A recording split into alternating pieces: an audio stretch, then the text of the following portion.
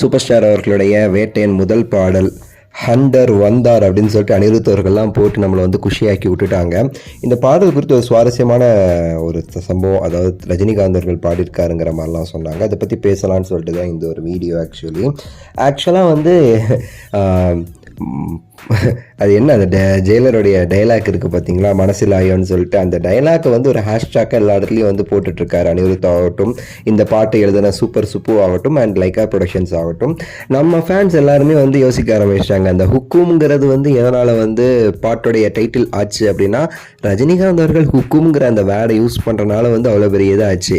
இவங்க மனசிலாயோன்னு சொல்கிறத பார்க்கும்போது இந்த படத்தில் ரஜினிகாந்த் அவர்கள் மனசிலாயோங்கிற ஒரு வார்த்தை யூஸ் பண்ணுறாரு. இந்த பாட்லேயும் அந்த வார்த்தை வருது போல் அடிக்கடி எப்படி ஹுக்கும்ல வருமோ அந்த மாதிரி தலைவர் இந்த பாட்டில் வந்து இருக்காரு அப்படிங்கிற மாதிரி எல்லாருமே சொல்லிட்டு இருக்காங்க.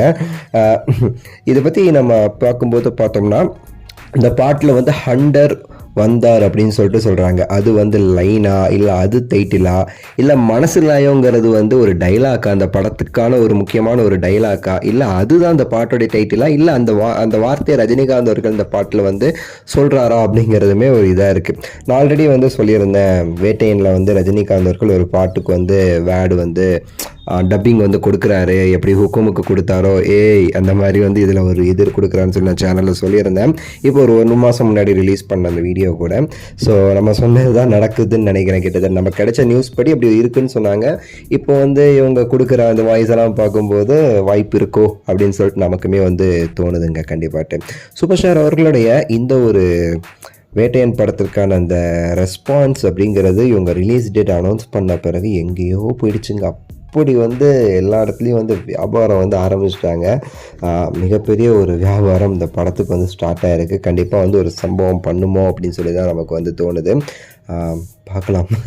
ஏன்னா அதெல்லாம் அக்டோபர் 10ங்கிறதெல்லாம் தாண்டி வைங்க. இப்போ வந்து அனிருத் அவர்களுடைய சம்பவம் வந்து எல்லோரும் வந்து யோசிச்சுட்டு இருக்கோம், என்ன பண்ண போகிறாரு அப்படின்னு சொல்லிட்டு.